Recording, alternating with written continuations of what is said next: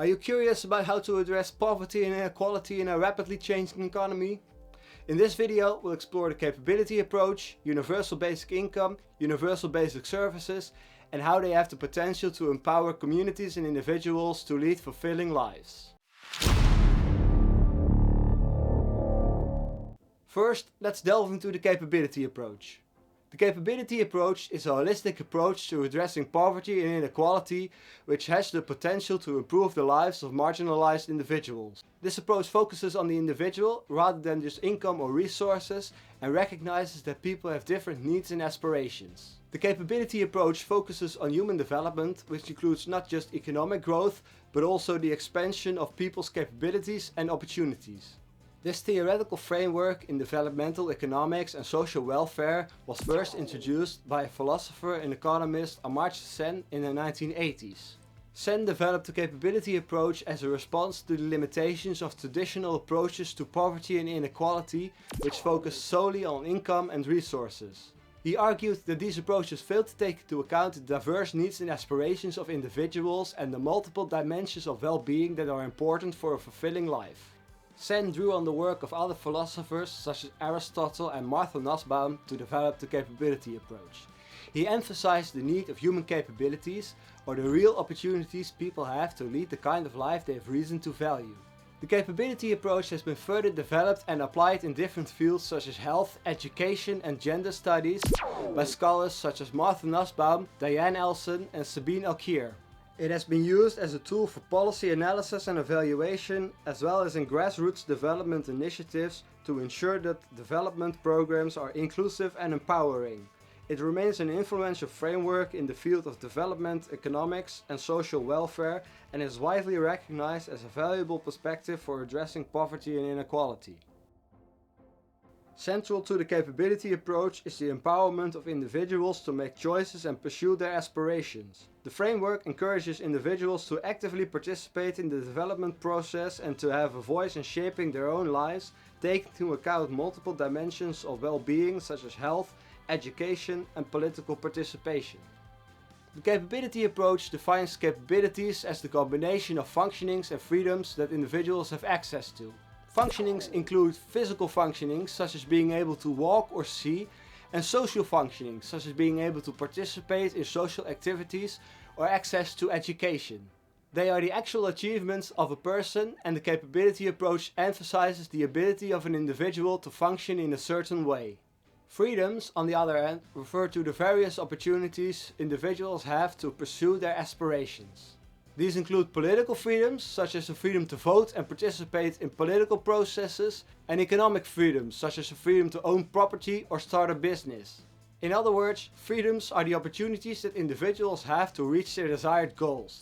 The capability approach emphasizes the ability and freedom to reach these goals. Now let's explore universal basic income and universal basic services. Universal basic income is a policy proposal that would provide all citizens with a guaranteed income regardless of their employment status or income level. Universal basic services, on the other hand, would provide all citizens with guaranteed access to essential services such as healthcare, education and housing. Both universal basic income and universal basic services align with the capability approach, as they aim to ensure that individuals have the resources they need to achieve the capabilities they value most. Examples of countries and cities that have implemented universal basic income include Finland, which implemented a universal basic income pilot program, and cities such as Stockton, California and Utrecht in the Netherlands, which have also implemented pilot programs.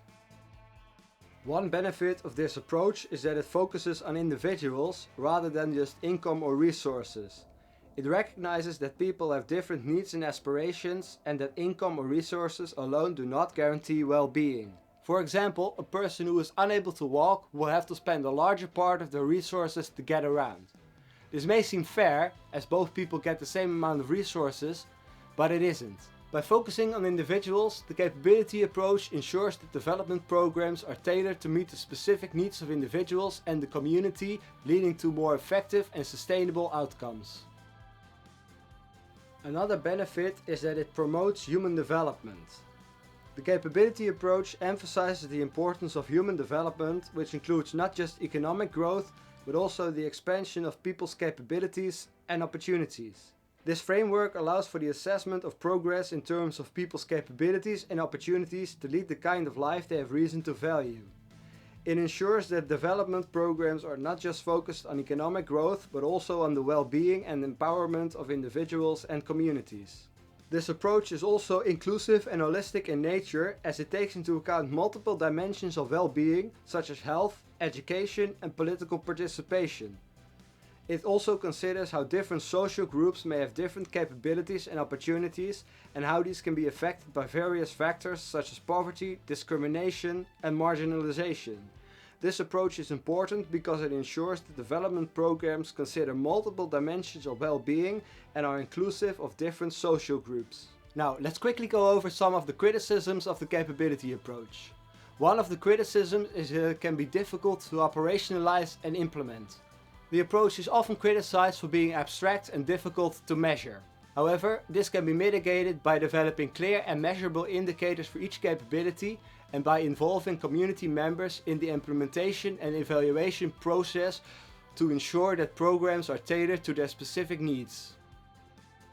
Another criticism is that it lacks attention to distributive justice. This means that it doesn't address the fair distribution of resources and opportunities among different social groups. However, this can be mitigated by incorporating a distributive lens into the capability approach by analyzing how different social groups may have different capabilities and opportunities, and how these can be affected by various factors such as poverty, discrimination, and marginalization. So, while the capability approach has its fair share of criticisms, it also has several benefits that make it a valuable perspective for addressing poverty and inequality. Alright, let's talk about the benefits and criticisms of Universal Basic Income, UBI, and Universal Basic Services, UBS. As I explained before, UBI is a policy proposal that would provide a guaranteed income to all citizens regardless of employment status or income level. This policy can help reduce poverty and inequality by providing a basic income for everyone, thus ensuring that all individuals have access to the resources they need to meet their basic needs.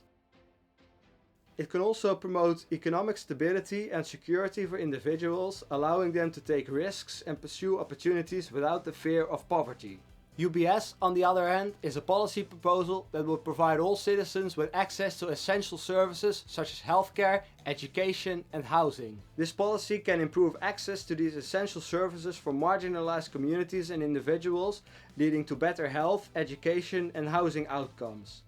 It also promotes social and economic stability by ensuring that everyone has access to these essential services, and gradually scaling up, as well as exploring alternative funding sources such as a progressive wealth tax, wealth and income caps for individuals as well as companies, a land tax, and a financial transaction tax.